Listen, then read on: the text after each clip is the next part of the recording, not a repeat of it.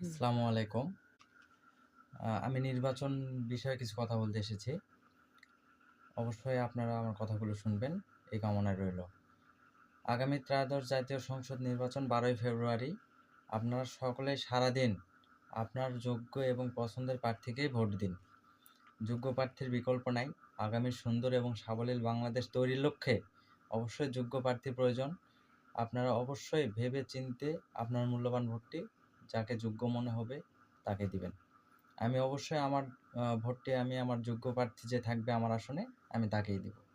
এবং হ্যাঁ, আপনারা সকলে জানেন এবার জাতীয় সংসদ নির্বাচনে ২টি দলই অংশগ্রহণ করেছে, জামাতে ইসলামী এবং বিএনপি। তাদের সঙ্গে আরও অনেক দল জোট বেঁধে আছে। তো আপনার যে ভোট অবশ্যই আপনি জামাত অথবা বিএনপি বা অন্য যদি স্বতন্ত্র কোনো প্রার্থী থাকে আপনার পছন্দের, অবশ্যই তাকে দিবেন। এর পাশাপাশি আপনাদের কাছে একটা অনুরোধ, আপনারা সকলে গণভোটে হ্যাঁ ভোট দিবেন। গণভোটে হ্যাঁ ভোট দিন এবং দেশের চাবিকাঠি আপনার হাতে রাখুন। গণভোট আমাদের আগামীর বাংলাদেশ তৈরিতে অনেক কার্যকরী এবং অনেক মূল্যবান ভূমিকা রাখবে, এই কামনা করছি। এবং আমাদের তারুণ্যের প্রথম ভোট সুষ্ঠু এবং সাবলীলভাবে হোক, এই কামনায় রইল।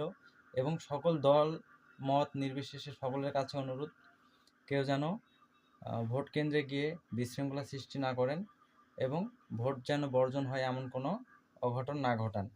আমরা তারুণ্য আমাদের যে প্রথম ভোট অবশ্যই যেন সুষ্ঠু এবং সাবলীলভাবে দিতে পারি, এই কামনাই রইল আপনাদের কাছে। আসসালামু আলাইকুম। ধন্যবাদ সবাইকে।